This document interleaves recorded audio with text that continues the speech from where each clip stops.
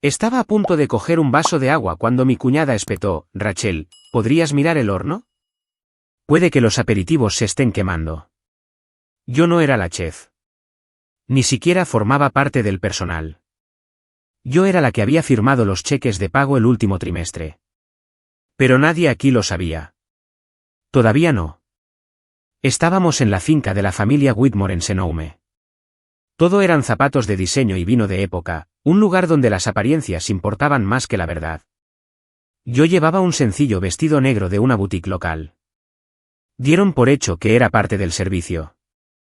Les dejé que me asignaran tareas. Les dejé que olvidaran mi cargo, mis títulos, mi empresa. Les dejé que me hablaran con condescendencia, como si no perteneciera a ese lugar. Porque mañana todo cambiaría. Mañana descubrirían que el viñedo en el que veranean cada año pertenece a la chica a la que intentaban olvidar constantemente.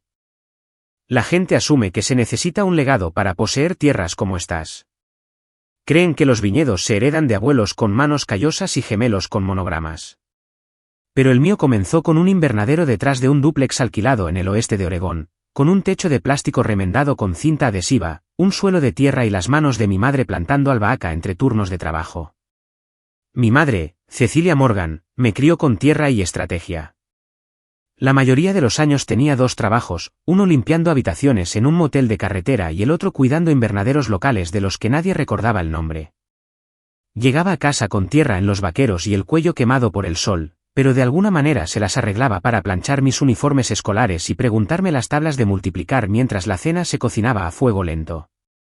No teníamos reliquias familiares. Teníamos agallas. Nunca me consideré pobre mientras crecía, solo determinada. No era la chica con zapatos de diseño o campamentos de verano en Vermont.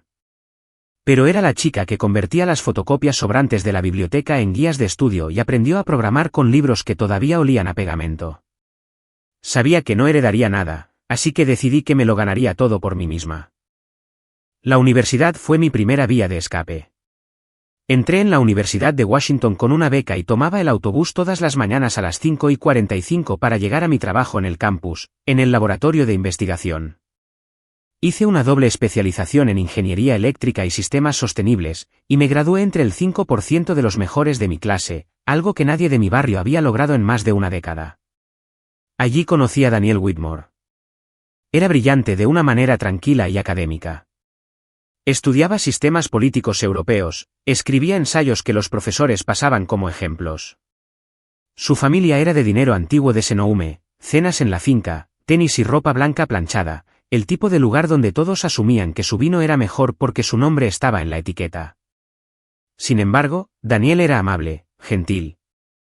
Llevaba mi mochila cuando caminábamos y me escribía notas en los márgenes de los libros usados. Le gustaba que yo fuera práctica, decía que le hacía sentir con los pies en la tierra. Cuando nos casamos, no esperaba un cuento de hadas, pero tampoco esperaba desaparecer. En nuestra boda, su madre, Elaine, sonrió educadamente para las fotos, pero nunca me miró a los ojos.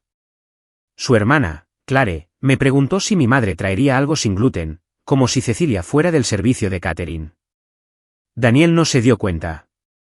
O quizás eligió no hacerlo. En los primeros años, lo dejé pasar. Estaba ocupada. Me uní a una startup de energía limpia en Seattle, ayudé a diseñar sistemas de baterías para granjas sin conexión a la red. Viajé, dirigí proyectos piloto en pueblos propensos a la sequía. Y cada vez que visitábamos la finca en Senoume, me encontraba retirándome cada vez más en el silencio. Me preguntaban dónde trabajaba y luego hablaban por encima de mi respuesta. Servían vino y luego me daban una servilleta como si debiera limpiar. Hablaban del legado familiar como si fuera una cuestión de sangre, y claramente yo no estaba en su torrente sanguíneo. Aún así, yo sonreía. Hacía fotos. Desempeñaba mi papel, porque a veces sobrevivir en el mundo de otra persona es el primer paso para construir el tuyo propio. Entonces llegó el momento que lo cambió todo. Fue en la celebración de la cosecha hace 3 años. Daniel y yo acabábamos de llegar tarde, después de volar directamente desde una conferencia en Chicago. Todavía llevaba mi acreditación con mi nombre cuando entramos en el patio de la finca, vibrante con luces de guirnalda y cuartetos de cuerda. Elaine estaba cerca de la entrada, rodeada de invitados que bebían un vino más antiguo que mis préstamos estudiantiles. Cuando me vio, se inclinó hacia alguien a su lado y dijo, «Es clara como el agua». Está bien, pero no es refinada. Realmente no encaja en este círculo, ya sabes. No sabía que la había oído, pero lo hice. Sonreí, asentí, entré y dejé que esa frase se grabara en mi memoria como una marca a fuego. No refinada, no una de ellos. Esa noche, abrí mi portátil en la habitación de invitados mientras Daniel dormía y empecé a hacer números. Tenía ahorros, opciones sobre acciones, inversiones tempranas en tecnología de almacenamiento solar que habían dado sus frutos discretamente. Y así, sin más, una nueva idea echó raíces. Si iban a hacerme sentir pequeña por no heredar tierras, simplemente compraría la tierra sobre la que ellos estaban. Durante los 2 años siguientes, me encogí. No físicamente. Nadie notó el peso que perdí ni la forma en que empecé a encorvar los hombros en las fotos de grupo. Pero algo dentro de mí se hacía más pequeño cada vez que entraba en esa finca y me convertía en la versión de Rachel que ellos esperaban. Agradable, útil, invisible. Siempre llegaba temprano para ayudar, pero nunca me incluían en las fotos de grupo que enmarcaban. Traía regalos de mis viajes, bufandas tejidas localmente, aceite de oliva gourmet, cerámica hecha a mano, y aún así me entregaban el abrigo de otra persona en la puerta. En cada cena familiar, Elaine preguntaba a las otras nueras sobre los colegios de sus hijos, las reformas de sus casas, sus rutinas de pilates. Cuando se dirigía a mí, la pregunta era siempre la misma, entonces, ¿todavía estás con tu proyectito de tecnología? ¿Proyectito? Llamaba proyectito a mi empresa cuando yo estaba asesorando a 3 condados en transiciones a redes eléctricas inteligentes. Daniel a veces se encogía de hombros. Me apretaba la mano bajo la mesa como una disculpa. Pero nunca la corrigió. Nunca dijo, en realidad, Rachel acaba de ayudar a reducir las emisiones en un 28% para una ciudad de tamaño medio. Nunca dijo que dirige equipos en 2 estados y es mentora de becarios que la idolatran. No, él solo sonreía y me decía después, no lo hace con mala intención. Es algo generacional.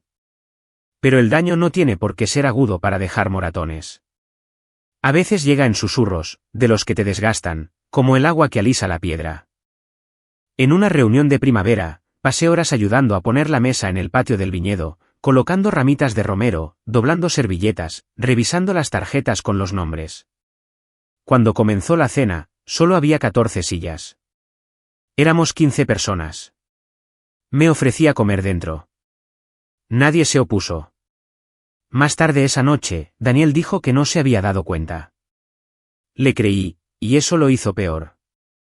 Hubo una vez que horneé una tarta de cítricos desde cero, la favorita de Elaine, y la dejé en la cocina con una nota. En el postre, elogió a los del catering, dijo que era la mejor que habían hecho nunca. Clare una vez me llamó notablemente centrada delante de una mesa de invitados, y luego añadió con una risa, serán las raíces de granja, ¿verdad? No me veían. No de verdad. Pero lo que veían o no, moldeaba la forma en que me trataban. Y lentamente, sin darme cuenta, empecé a tratarme a mí misma de la misma manera. Dejé de corregir a la gente cuando se equivocaban con mi cargo. Dejé de mencionar nuevos proyectos a menos que alguien preguntara, y nadie lo hacía nunca. Dejé de usar tacones o maquillaje en los eventos familiares, diciéndome a mí misma que prefería la comodidad cuando en realidad intentaba pasar desapercibida. Me convertí en un fantasma en la casa de la que venía mi marido. Y me dije a mí misma que estaba bien, porque mi vida real existía fuera de sus puertas.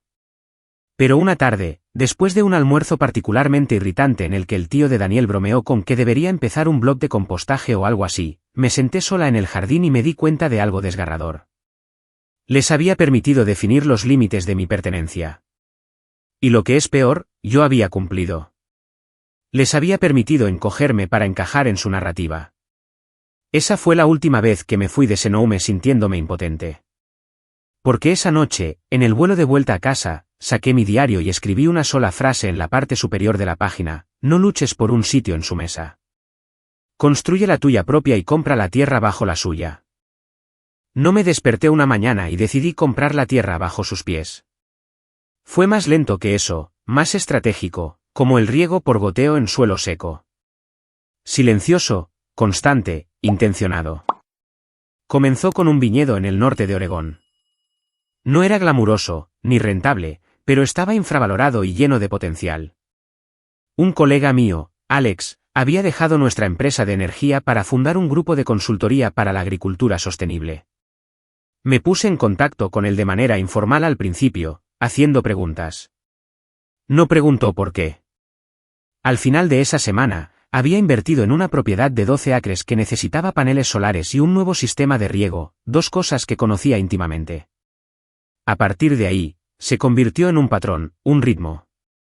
Mientras Elaine y Clare debatían si las nuevas copas de champán eran demasiado modernas, yo calculaba modelos de retorno de la inversión entre la recolección de agua de lluvia y los créditos de energía eólica.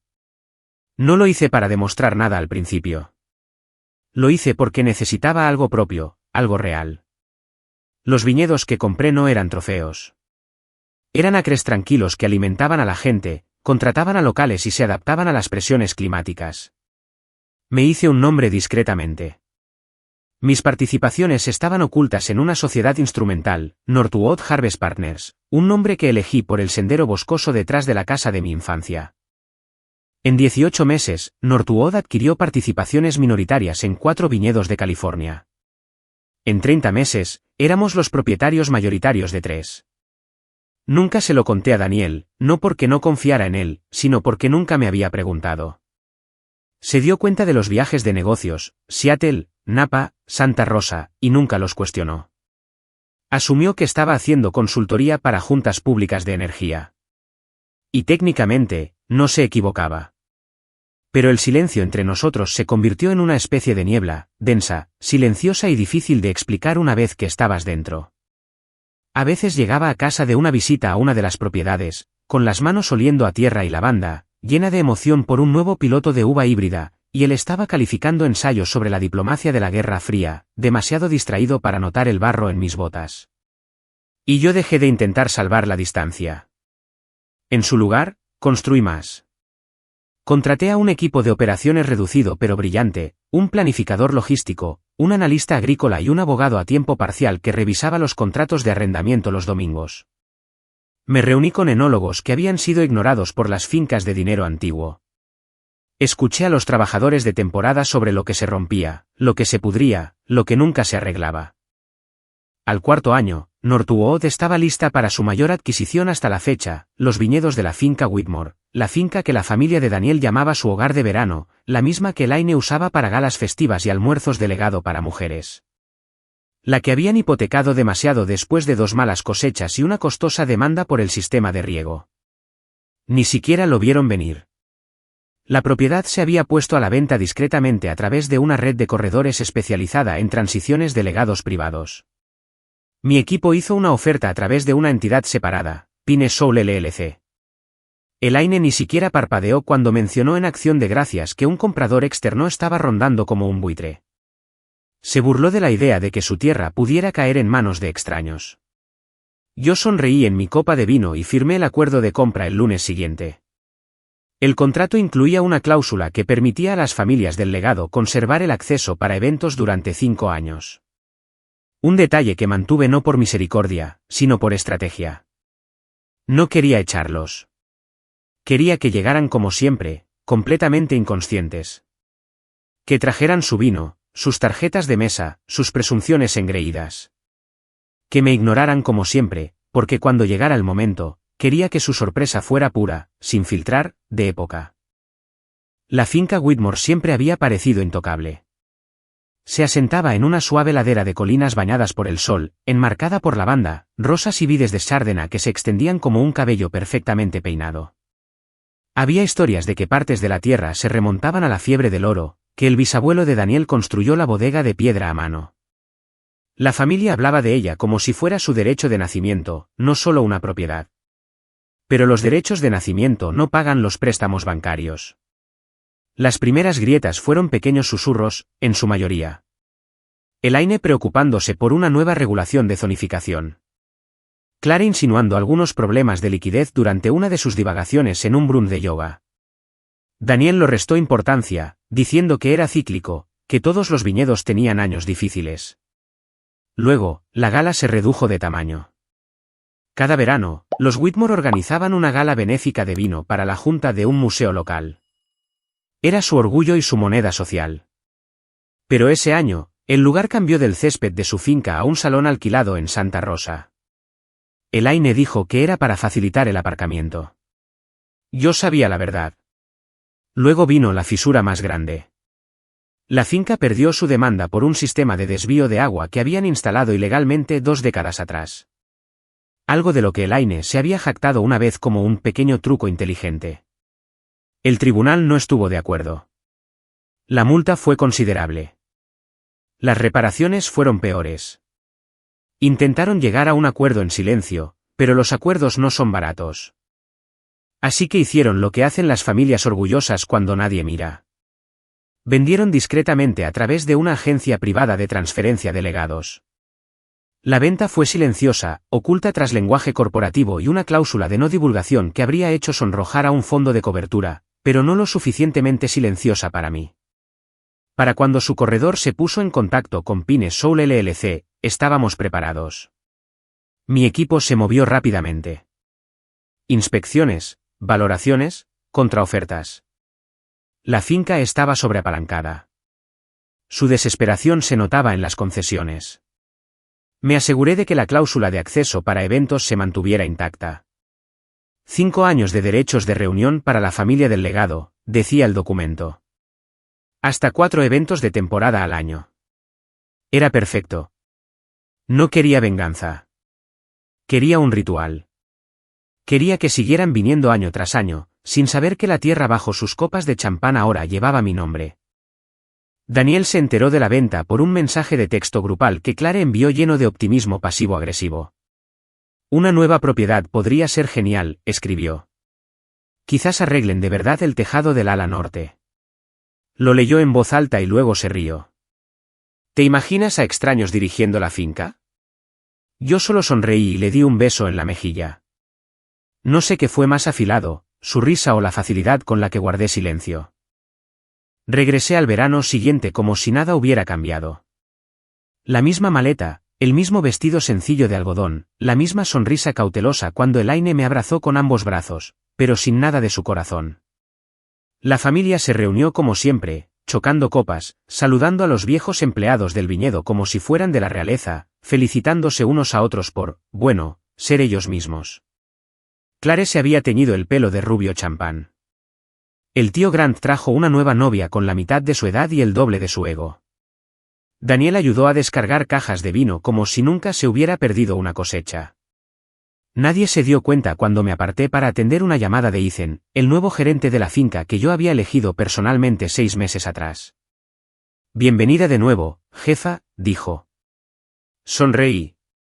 Démosles el fin de semana, luego empezamos. Dentro de la casa, todo parecía igual, los retratos al óleo, la porcelana polvorienta, el escudo familiar grabado en los servilleteros de plata. Pero bajo la superficie, cada contrato, cada título de propiedad, cada código de seguridad había cambiado de manos a las mías. El personal de cocina llevaba nuevos uniformes, de algodón de origen sostenible con un nuevo logotipo bordado en la manga, Northwood Harvest. Clare ni siquiera parpadeó. Pensó que era un nuevo patrocinador. En la segunda noche, mientras poníamos la larga mesa bajo el emparrado del viñedo, Elaine me entregó una pila de tarjetas de mesa y dijo, Rachel, querida, ¿te importaría colocarlas? Siempre lo haces con tanto esmero. Claro que sí. Sin dudarlo. Tomé las tarjetas y las coloqué una por una. La mía, como siempre, estaba en el extremo más alejado, junto al ventilador, cerca de la entrada de servicio. Nadie se dio cuenta. Ese era el objetivo. En la cena, alguien hizo un comentario sarcástico sobre que el nuevo gerente de la finca era un poco demasiado moderno. Otro se quejó de los cambios en el inventario de vinos. Ya no hay cajas de cortesía, resopló el tío Grant. Daniel se inclinó, riendo entre dientes. Probablemente ahora lo dirige algún consultor obsesionado con las hojas de cálculo.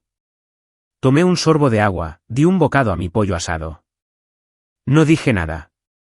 No tenían ni idea de que cada botella sobre la mesa, cada vida fuera, cada plaza de aparcamiento y política de mantenimiento, todo ello llevaba ahora mi firma silenciosa. Y aún así, seguí interpretando al fantasma. No por miedo. Por control. Que terminen su vino. Que hagan un último brindis por ellos mismos. Mañana, les recordaría cómo es el poder cuando se gana, no cuando se hereda. La cena se sirvió bajo el dosel de glicinias y luces colgantes, dispuesta como siempre para parecer elegantemente sencilla. Hilos de conversación se entrelazaban a lo largo de la mesa, interrumpidos solo por la risa ocasional o el tintineo del cristal fino. El vino era de la cosecha Whitmore, aunque ahora embotellado bajo una nueva etiqueta. Nadie en la mesa se dio cuenta, o si lo hicieron, asumieron que era un cambio de imagen. Daniel estaba sentado a mi lado, bebiendo un Merlot de 2015 y contando alguna anécdota sobre un colega que confundió a Napoleón III con Napoleón y en un examen parcial. Yo sonreía, asentía, pero no escuchaba. Mi mano estaba en mi regazo, el teléfono vibrando en silencio. ¿Una palabra de Ethan, lista? Miré a través de las enredaderas colgantes, lo vi a lo lejos, de pie justo fuera del arco de piedra que conducía al patio del comedor privado, con un sumiller a su lado y unas notas dobladas en la mano. Respondí, hazlo. Ethan dio un paso adelante. Golpeó su cuchara contra su copa de vino. 1, 2 veces. El sonido resonó claro en el aire de la noche. Poco a poco, la mesa se silenció. Las cabezas se giraron. Las risas se apagaron. Buenas noches a todos, comenzó Ethan, con voz calmada y firme. Espero que estén disfrutando de la cena. Antes de que se sirva el postre, tenemos un breve anuncio de la dirección de la finca. Elaine arqueó una ceja. Clare se reclinó en su silla y se ajustó el chal. Daniel mantuvo su copa a medio camino de sus labios. Como muchos de ustedes saben, continuó Ethan, la finca experimentó un cambio de propiedad a principios de este año. Aunque gran parte de la transición se mantuvo en privado para asegurar un traspaso fluido, ahora tenemos el honor de compartir el nombre de la propietaria principal, la mujer cuya visión está detrás de cada mejora que han visto este fin de semana. Hizo una pausa y me miró directamente. Mi silla rozó ligeramente la piedra mientras me levantaba. Ethan sonrió. Por favor, únanse a mí para reconocer a la señora Rachel Morgan. Silencio. Ni jadeos, ni aplausos, solo un silencio atónito y boquiabierto. Di un paso adelante, mis tacones sonando como golpes de martillo sobre la piedra. Clare parpadeó lentamente, como si su mente no pudiera procesar lo que había oído. El tío Grant dejó su tenedor con un ruido sordo. La copa de vino de Elaine se volcó, el líquido carmesí extendiéndose por su mantel de marfil como un hematoma de movimiento lento. Ni siquiera se dio cuenta. Daniel se giró hacia mí, completamente inmóvil, y no dijo nada. Sus ojos se clavaron en los míos como si estuviera viendo a una extraña. Llegué a la cabecera de la mesa, el asiento habitual de Elaine. No me senté. No lo necesitaba. Cogí el micrófono que Ethan había colocado discretamente allí. Los miré, a cada uno, lenta y deliberadamente, y luego sonreí. No se preocupen, dije, con voz calmada y clara. Todos siguen siendo bienvenidos aquí. Una pausa, lo suficientemente larga como para que lo sintieran. Como todos los demás ahora. Dejé que el silencio se espesara. Dejé que se ahogaran en la repentina igualdad que nunca habían imaginado. No más descuentos por legado, añadí. No más reservas por la puerta de atrás, no más envíos de vino, familiares. Esto es ahora un viñedo en funcionamiento, y uno público. Sus nombres ya no mueven montañas aquí. Seguía sin haber sonido. Solo una especie de colapso silencioso, como un cristal rompiéndose detrás de puertas cerradas. Daniel abrió la boca y la volvió a cerrar. Elaine intentó sonreír, pero le salió una mueca forzada, tensa, como alguien que lleva perlas para ocultar el pánico. Le pasé el micrófono al pianista. Él asintió, tocó una sola nota grave en las teclas y luego pasó a algo suave y distante, casi melancólico. Me di la vuelta y me alejé antes de que nadie pudiera ponerse de pie o fingir un aplauso. El camino de grava crujía bajo mis pies. Cada paso se sentía más ligero que el anterior. Cuando llegué al patio, finalmente pude exhalar. Por primera vez en 10 años, había hablado sin pedir permiso. No había levantado la voz. No había señalado con el dedo. No lo necesitaba. La verdad ya había hecho el trabajo. La mujer a la que olvidaron incluir en las fotos de la cena. La mujer a la que le pedían que pasara las servilletas, que arreglara las tarjetas de mesa, que revisara el horno. Ahora era la dueña de la escritura.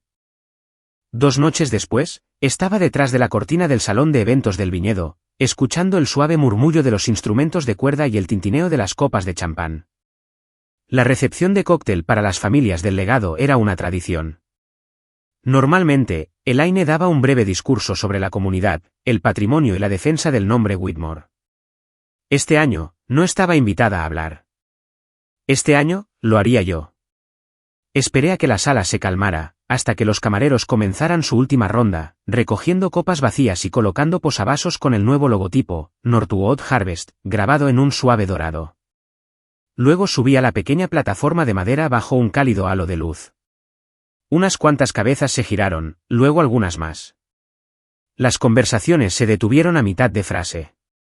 Golpeé el micrófono. Buenas noches.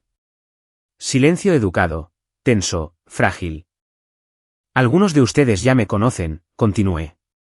Algunos de ustedes creían conocerme. Unas cuantas risas forzadas, miradas nerviosas.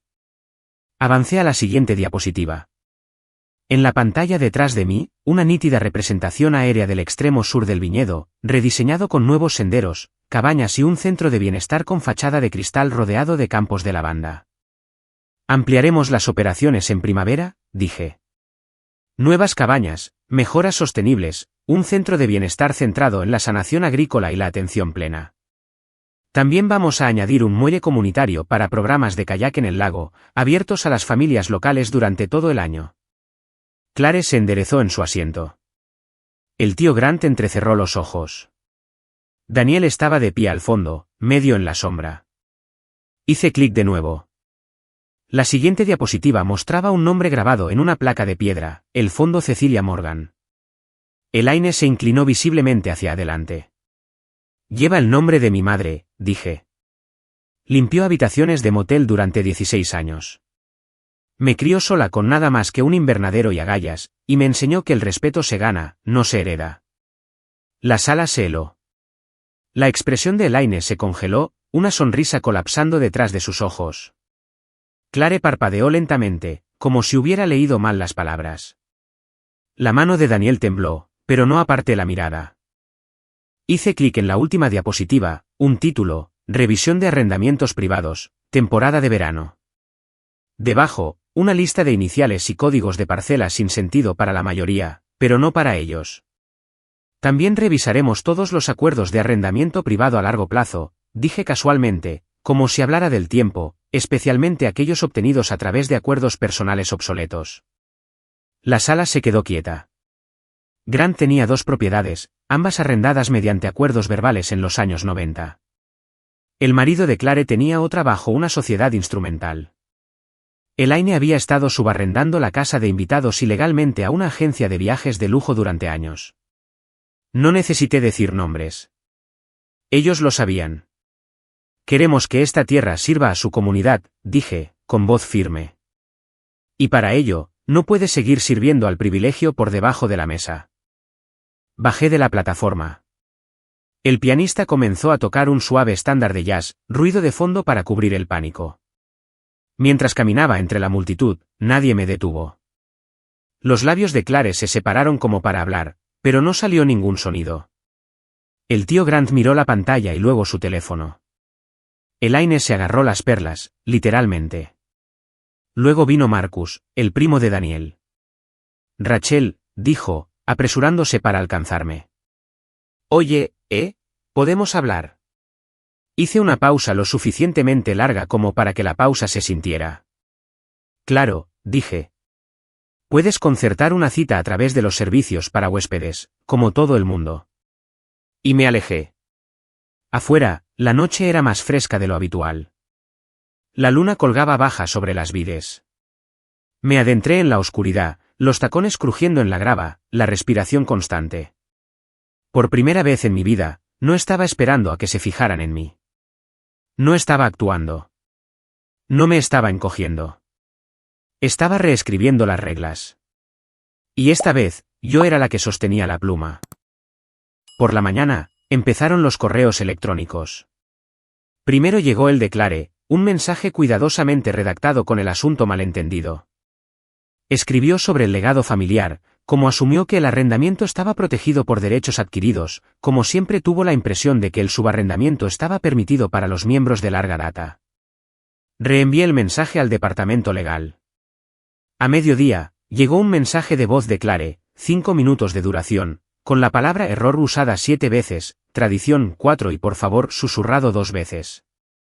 Había ganado más de $40.000 en beneficios de subarrendamiento en los últimos 3 años. Nada de ello declarado. Todo en violación de los términos del contrato de arrendamiento. No respondí. Simplemente di instrucciones a mi equipo para que enviaran los datos al Departamento de Ingresos del Estado, acompañados de una discreta recomendación para una auditoría forense. 3 días después, recibió una solicitud formal del Estado. No me regodeé. Ni siquiera se lo dije. Simplemente le reenvié una lista de contables de confianza con una nota simple, querrás a alguien minucioso. Luego vino el tío Grant. Había estado usando sus 2 propiedades como salas de catá privadas, lo que significaba que cobraba a invitados selectos por debajo de la mesa mientras seguía usando los servicios y recursos de la finca. No había pagado las tarifas de uso adecuadas en más de una década. No revoqué su contrato. Le di 30 días para desalojar y luego transferí la propiedad a una organización sin ánimo de lucro que organiza retiros terapéuticos para veteranos. El equipo se mudó en agosto. Su mensaje de voz llegó esa noche, lleno de incredulidad. Rachel, cariño, esto tiene que ser una confusión. Quiero decir, somos familia. No respondí, porque para él la familia solo era sagrada cuando le servía. Y luego estaba Elaine. Apareció sin avisar, sin llamada, sin cita, simplemente se presentó en el vestíbulo de mi oficina con sus perlas habituales y una chaqueta demasiado rígida para Julio. Solo quiero hablar, dijo, con una sonrisa perfectamente pintada. De mujer a mujer. Asentí hacia mi oficina. Se sentó y se lanzó a un monólogo sobre la imagen, sobre la importancia de la unidad, sobre lo que la gente podría decir si la familia se fracturaba públicamente. Esto no es por mí, dijo, juntando las manos. Es por Daniel. Fue entonces cuando abrí el cajón de mi escritorio. Saqué un sobre que había preparado en el momento en que se cerró la compra.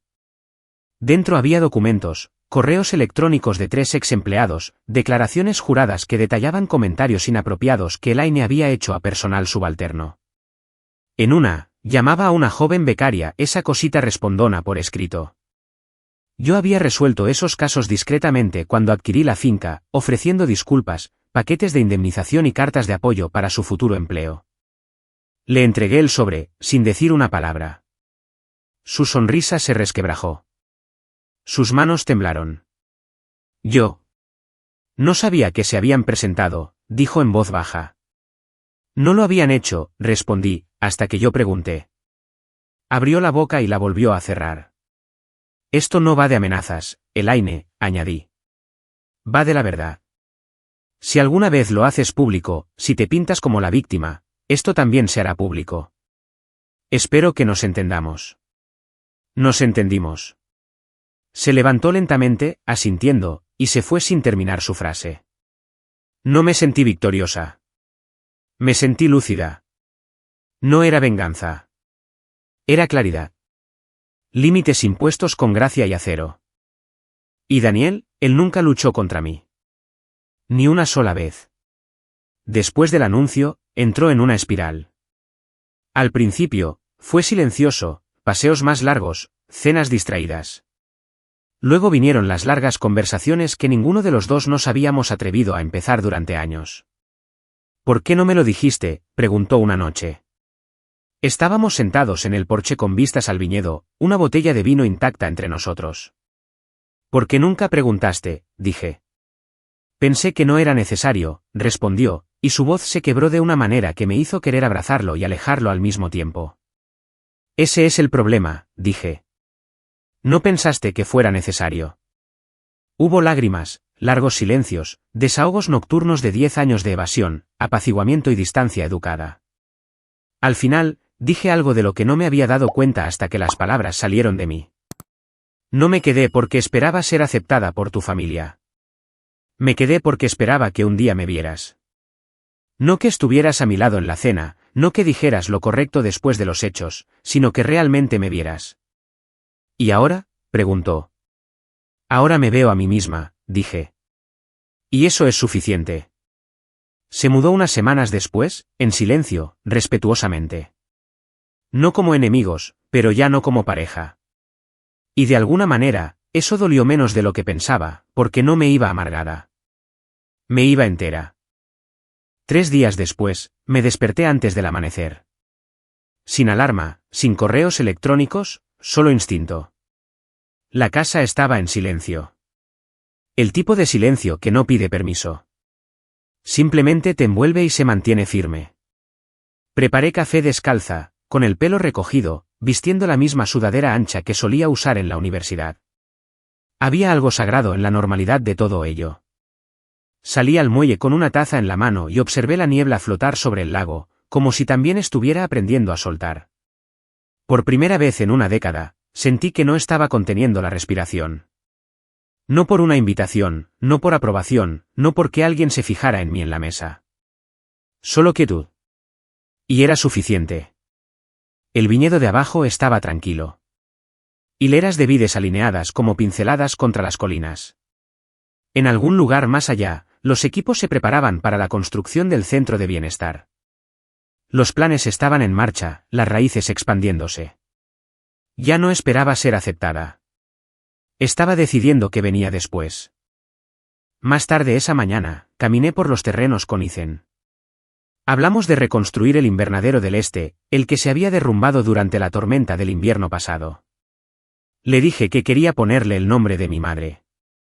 Él asintió sin necesitar una explicación.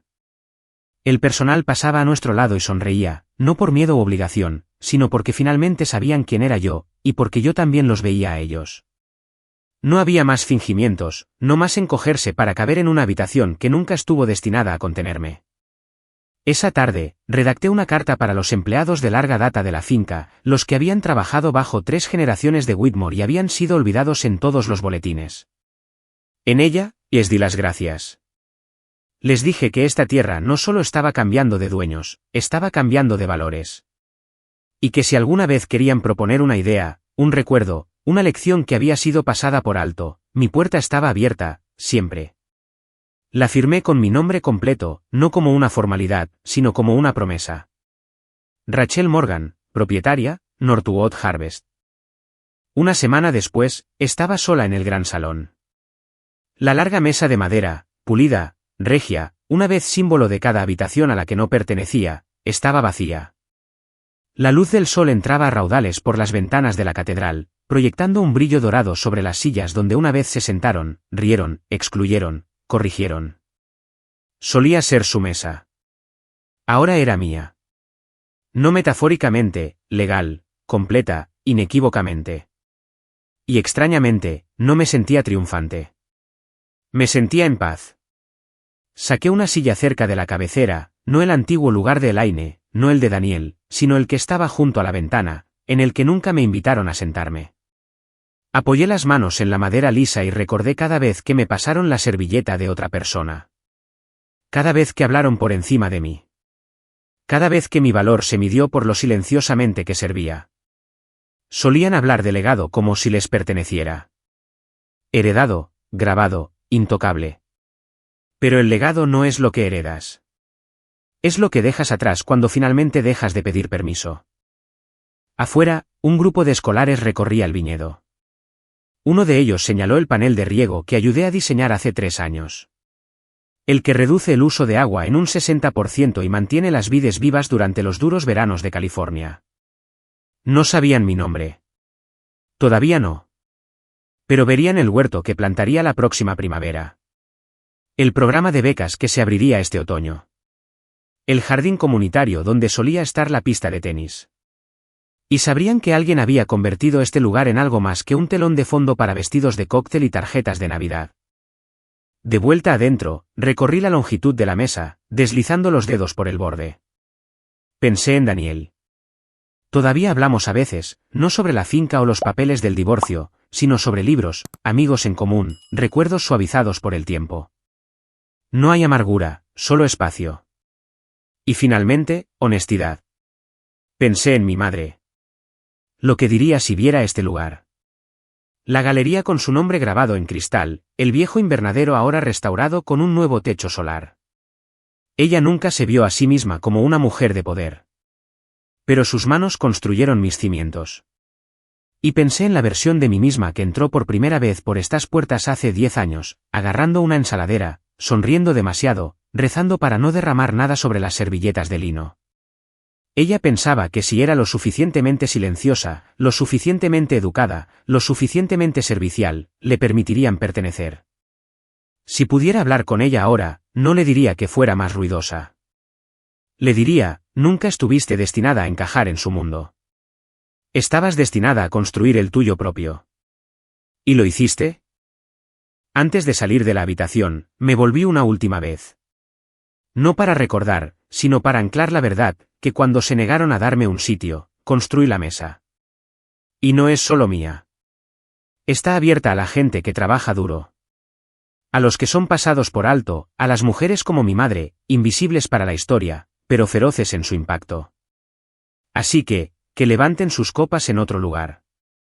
Yo estaré aquí, construyendo algo que no necesita su nombre para importar.